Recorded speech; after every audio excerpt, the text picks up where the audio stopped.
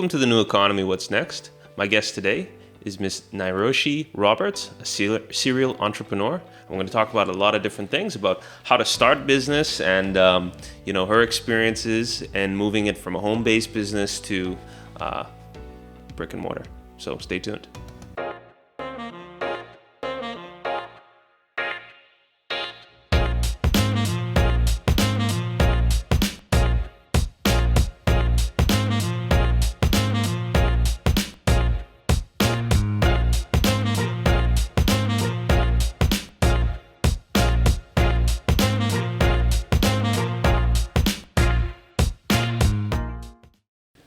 Welcome to the show, Nairoshee. Thank you. It's good to be here. So, tell us a little bit about your various different businesses that you're a part of. So I own and operate three businesses. Here in Nassau, I operate the courier company, Arawak Courier Services, and on Long Island, I have the vacation home and car rental, Shades of Blue, and Malville Blues Rentals. So, tell us a little bit about the first one. Okay, so with the courier company, it started off as a home-based business in 2017, and just recently, last year, I launched a storefront. Well, how did you get into this? Okay, so in 2017, I was looking for another stream of income, and I wanted to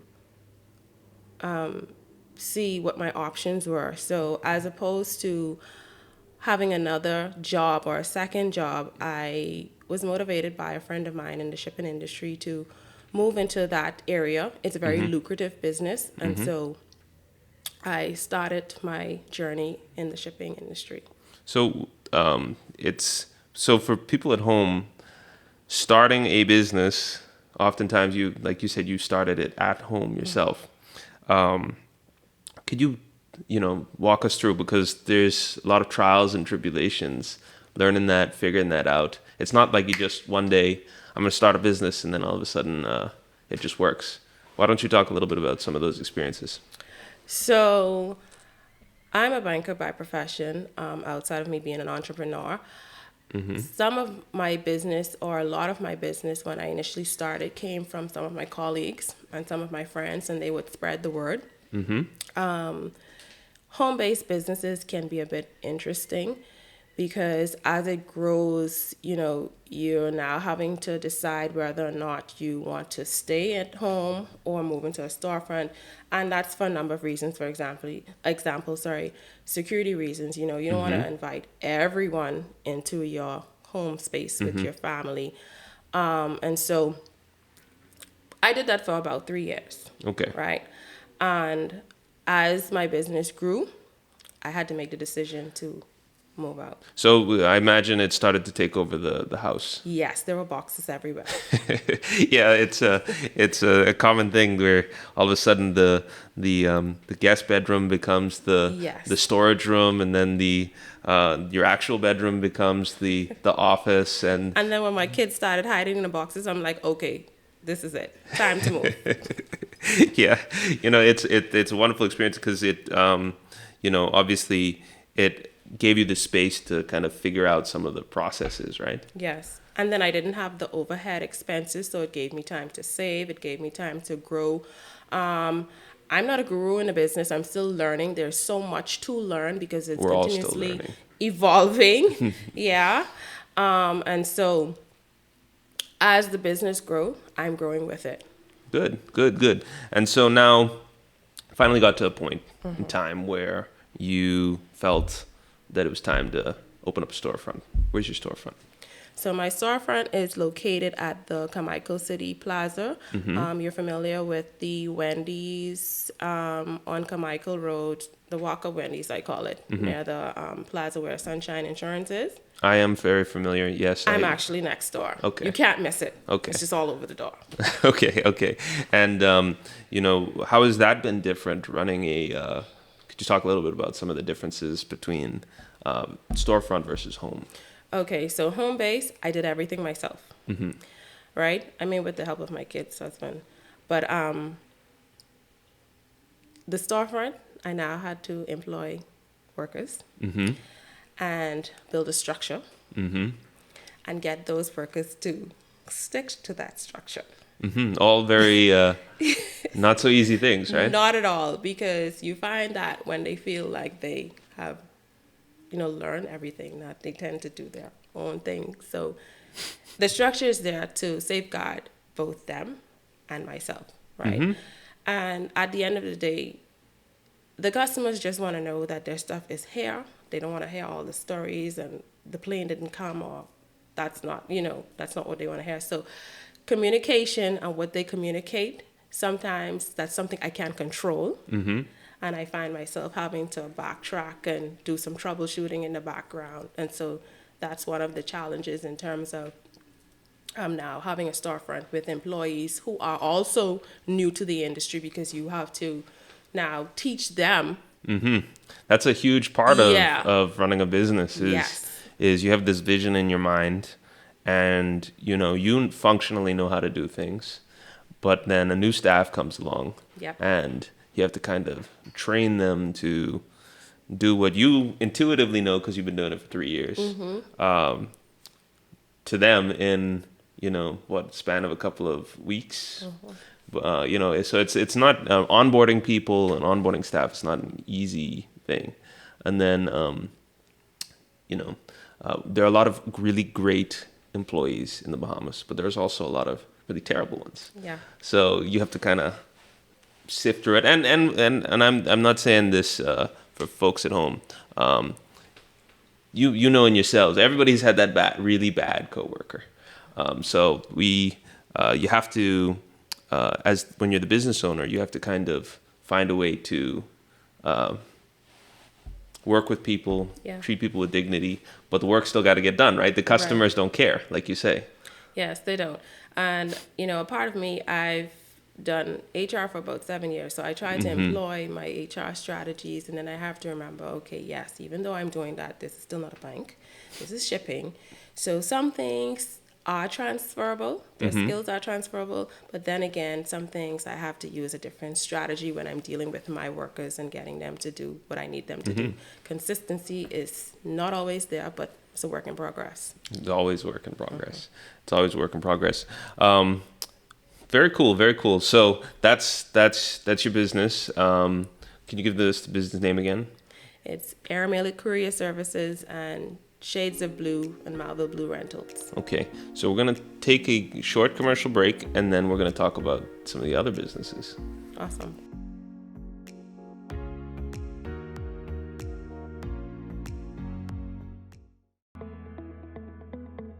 Hi, I'm the RC Rahming, Chairman and Chief Executive Officer of Arawak X. Arawak X is a fully regulated securities exchange in the Bahamas. We are the financial gateway to the Caribbean. We match investors with startups and high-growth companies over the internet. Come talk to us at Arawak X to learn more about our diverse portfolio. So welcome back. We have Miss Nairoshee Roberts here with us today. We're talking about entrepreneurship, serial entrepreneurship, running many different types of businesses. We had talked about your courier business, how it started from a spare bedroom at home. It grew into now opening up a storefront on Carmichael Road. And now we're talking about home rental in Long Island, right? So, why Long Island? Long Island is home for me. Okay. I grew up in Long Island, and I grew up around entrepreneurs, right? Have to be entrepreneurial Yes. to survive in Long Island. My grandmother, she owned a grocery store, and my grandfather, he owned a gas station. So entrepreneurship is in my spirit, I would say.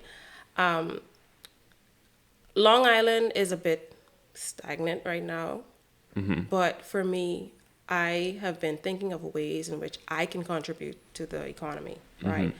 And so when I started my project, and that's the building of the home that I have there now, it gave persons in the community something to do, because now you have construction going on and all of that sort of stuff. So I am continuously seeking ways in which I can help the economy in Long Island, especially the southern part, because that's where I'm from, right? And so that's my main motivation. Okay. And this home that you built this for yourself, right? You were telling me off air, out of pocket.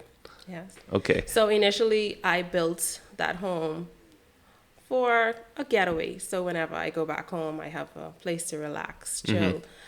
But the idea came to make it into a business. You know, sometimes when there are national events like the Long Island Regattas and all of that stuff, you have persons coming down and there's limited places to stay. So I thought about those factors, and I just expanded my idea. Okay. And so how do you, because it's not like it's a Nassau-based business. Did you throw it up on Airbnb? How have you been attracting customers? So I've just recently launched the business itself in January. I haven't placed it on Airbnb as yet, but I have a website. And so I haven't really done any heavy marketing per se. Okay. That's coming because I'm still finishing through some administrative work. But my intentions is to put it on the Airbnb as well. But I will definitely be trying to attract traffic to the website as well. Okay. Because you can book online. Yeah, and it's going to be, because that's a very different type of business. Yes. Than the first one. But there's a lot of transferable skills. Yep. There can be some very, very big differences. But it's a really cool niche. I know in the Exumas and some people in Eleuthera are doing very, very well with their rental home properties. So it's a growing market in our society. So how that's connected also to your next business, right? No, that's it. The Malville Blue. Yeah, the Malville Blue car rental. So that's a home, and it's almost like a package deal. Okay. So when you go to the website, if you wish, you can book them both together, or you can book them separately. So the car rental is also able to be booked on the website as well. Okay. And like you say, it's why did you kind of combine the two of them? Because you want to make it easy for your clients. So let's just say you have a group coming in for the vacation rental. You don't want them to, you want it like a one-stop shop. You don't want them to have to, figure out how they're going to get a car rental. So it's a one-stop shop. You book the home and you can book the car as well. That's a very simple idea, right? I wish you success with that one. Thank you. It's how long from inception to reality did that take to these two businesses in Long Island take to or one business kind of take to bring up? I started the project, I think, in 2018. Like I said, with the home, I built it out of pocket. So over the course of the last 3-4 years, I took. How did COVID affect the project? Well, by that time, the house was already built. Okay. So it's just like finishings that needed to be done. Okay. Little furnitures here that I needed to add. So the house itself was already completed. Okay. Yeah. Okay. Did COVID affect any of the courier business or in which way did it affect it, I should say? Yes, COVID did affect it. It actually drove sales up because now persons are now depending on goods overseas. A lot of persons are not wanting to go in the store, so they're ordering online. And, for some people, it's a pastime now. That retail therapy, they got addicted to retail therapy. You think, so you've seen a noticeable increase in traffic. Yeah. Okay, that's interesting. I'm not a retail person. I don't come from that type of business. I'm from a service business family, but it's interesting how events like pandemic change consumer behavior. People will spend money. It's just it changes from one place to the next, depending on their needs. Could you talk a little bit about? I imagine you have conversations with your customers all the time. Could you talk a little bit about that on both your businesses or all your businesses? Okay. In regards to just where now you're entrepreneur. You're talking to your customers, obviously. Otherwise, you don't know what to give them, right? You don't. Okay, so basically, in conversations with the customers, you want to understand what their needs are, right? You need to see how you can fulfill that need. Customers, they just want solutions. Like I said, they don't care about what you have to do in the background. They just know they have this need, and they want you to fulfill it. It's as simple as that. And then they give you money for it. And then they give you money for it. Yeah, it's. But they're expecting superior customer service in return.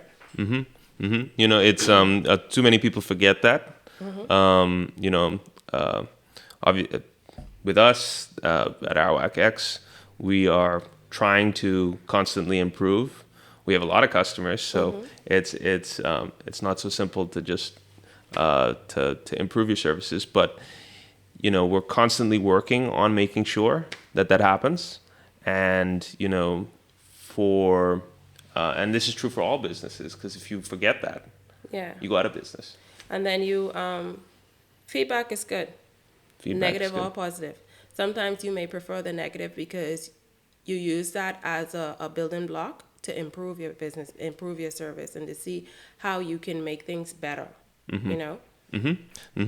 And, you know, it's what you touched on is a simple idea that too many people forget, right? The business owners forget, and the employees in the businesses forget that at the end of the day, it's the customer. It's the customer.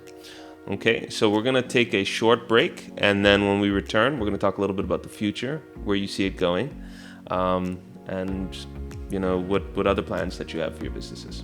Okay. So stay tuned.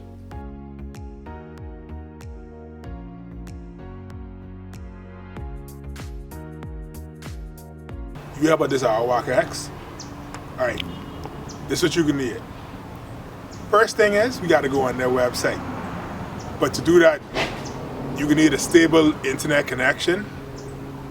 You still have the neighbor Wi-Fi? All right, put it in my phone right quick. All right. Now this is the easy part.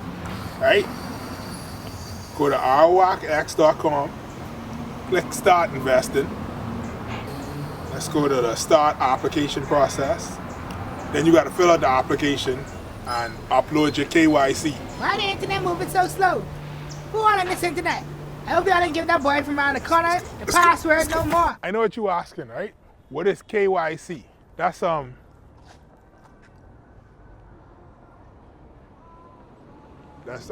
chicken I know chicken in it. Anyway, that's the thing to make sure that you're a real person and like you ain't just trying to use it to wash money or nothing like that. So the application could take up to 3 days to approve. Why you acting like that long? How long your girl been waiting for you to marry up? From phone card time, bro. From phone card time. Once your application approved, they can send you the sign-in wipes. That's what I say. That's the same thing. Anyway, once you done sign in, you could start investing. They can still ask you a couple questions just so you can finish off your investor profile though. So this is the part right there. You need to figure out who you can invest your money in. You can invest in companies like Groove, Red Lobster, Grow, or my company. My company ain't on there yet, you see. We still waiting approval. Anyway, what you need to do now is click invest. Pay attention to all that information that pop up, because all that is important. Make sure you write that down. Write down the account and the banking information and then place your order. Next, you get an email about risk awareness. That's just because they want you to know sometimes things don't go exactly how you want it to go. But they need you to be aware so that you could enter into the investment with both eyes open and so you don't get swing. Not like your girl who been waiting on you from the time you promised her a ring and then you spend the whole weekend in 601. You remember that then? Now you can pay for the wipe. The information, it can pop up on the screen, right? And then you got to use that information to pay through like your bank or Sun Cash or wire transfer if you fancy. If you fancy. Then send proof that you pay to the email. Sometimes it's a download receipt button, but if not, just screenshot it. Then you should get a pending message while the money getting processed. You could always call them if you have any questions. So welcome back. We are discussing entrepreneurship, serial entrepreneurship, and the future. You're an entrepreneur, which means that you have a better than average sense of predicting the future. So what do you see is about to happen in our society? What would you like to see? And how are you making moves in that direction? Okay, so I'm going to do this twofold. As it relates to the courier company, you see that industry that's actually evolving, right? You have a lot of persons that are advancing their business technological wise, right? And then you still see those persons who, are not so tech savvy and they keep it simple. I will say at this point, I am still growing. So before I actually take that leap to say, okay, I'm going to employ a lot of technology into my company, I'm going to continue to build my customer base and take it from there. I know we have like this copycat thing going on in the industry, right? If this person is doing, maybe I should try that too. But what works for you in your company may not work for me in my company. It's also very wise, because Right. it's to know when to apply technology and when not to Yes. is a difficult choice. So you have to look at your customer base. You have to look at also your target market that you're going after, and that would determine what it is that you need to do in terms of being innovative and moving forward in the future in the business. So at this point, I'm going to continue in the growth stage and I'm just going to keep building. In your other businesses, what do you And see? in my other businesses, now with that, because it's more or less online based, I'm going to continue pushing that and evolving that. See, it's interesting because we're having two different kinds of conversations, right? We're having a technology conversation and a deliberate choice not to implement technology. Speak about this is an interesting part because people think, okay, technology, the computer is just going to solve it, but without really understanding that when it's appropriate to use technology and when it's not. Like, for example, I personally hate whenever I call customer service and I get like a robot, or like you have to dial 1, dial 5, dial 9, dial 22, dial 36, and then you get stuck in this loop. I don't know if you've ever experienced that. Yes, I have. And I have. As a customer, yes, I have. And it's very frustrating, Yeah. right? People like to know that when they dial a number, they're going to speak to an actual person and they're going to get their problem solved right away, right? So when you start asking them to go through these different prompts, it tends to get a bit frustrating because sometimes the prompt takes you somewhere totally off course, right? off, and it's. I say that because that's a bad use of technology. Yes. It's a good idea, technology. It's going to save, the company money in that it's going to help speedily direct people to the right person to talk to. And then you go through all of that and that person's on vacation or that person will never return your call. We've all had those experiences. So the thing is, every company, they care about their bottom line, right? But in order to truly be successful, you have to think like a customer. Okay, so you put yourself in the customer's shoe because you yourself, you are a customer to someone else's business, right? So you think, what is it that I would want when I call this institution or this company? What is it that I'm trying to achieve or what I want to get out of this call? So when you position yourself, you have to determine what the customer is feeling. So you have to put yourself in their shoe. And I believe once you put yourself in their shoe, you can answer a lot of questions and you can prove a lot of inefficiencies in your business. That's a mindset. Jeff Bezos, Amazon famously calls it customer obsession. You have to be obsessed with how they think. By the way, obsession is not healthy normally, in normal circumstances. But as a business owner, being obsessed with your customers is healthy. It is. It's profitable too. So it's, but I think people don't quite understand that. And I think when I say people, I would say the majority of people, either business owners or workers, are more interested in what they can get than they can give. And when you become more interested in what you can give than what you can get, you actually get way more. Yeah. And so, like, you know, I love business. I think it's fascinating. I think I love helping people. And, you know, I think that more of the society can, you know, as we become more entrepreneurial, because everybody, I think your story is not an uncommon one. There's a lot of people looking to do other things that have finally got the courage to do them. And so I want to commend you for doing that. You know, it's not, why don't you talk a little bit about the emotions that kind of go through your head when you're trying to start something new the first time? Because it's not easy. People don't realize it. You don't just wake up one day and say, I'm going to do it. It's often many years struggle to even build up the courage to do it. Yeah, it has been a bit frustrating at times. Sometimes I felt like I just want to give up. I'm like, this is taking too much out of me. It requires a lot of time, a lot of attention. Sometimes you have to do research. And let's just say you don't do research and you just take the idea and run with it, right? And sometimes that can be very detrimental. Because expensive. Yes, research is important. I'm really learning that now. But consistency. I found that in the slow moments, even though you want to give up, you have to remain consistent, right? Because customers are watching. So let's just say I decided that at this juncture, okay, the business is not moving. I'm just going to quit, close up shop. They lose confidence in me. And what if I decide to venture into another business and when they see me, she's not consistent in business. So, you know, you have to be consistent in business, right? Whether it's slow periods or it's periods where it's peak and you're making a lot of money. Consistency is key. And so that has been like a driving force for me, even in my frustrating times.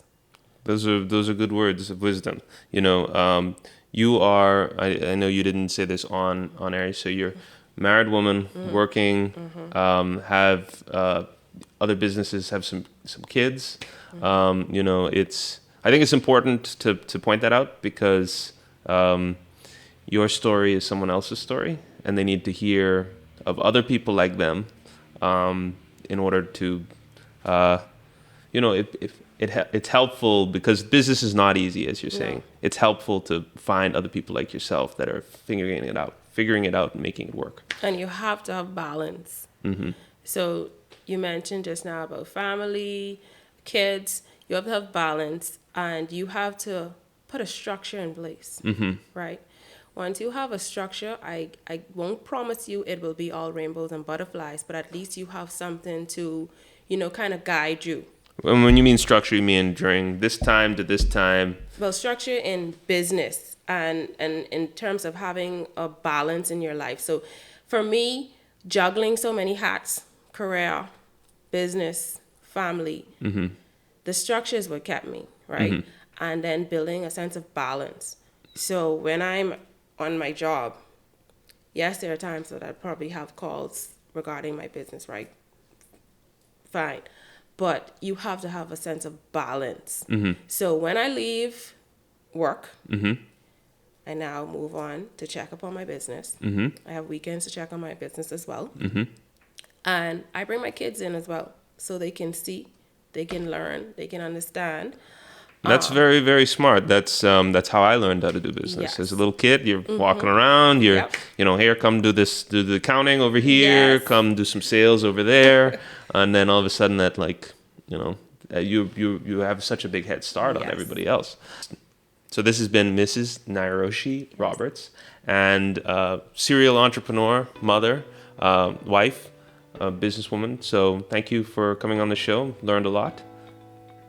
Thank you for having me. We'll see you next time.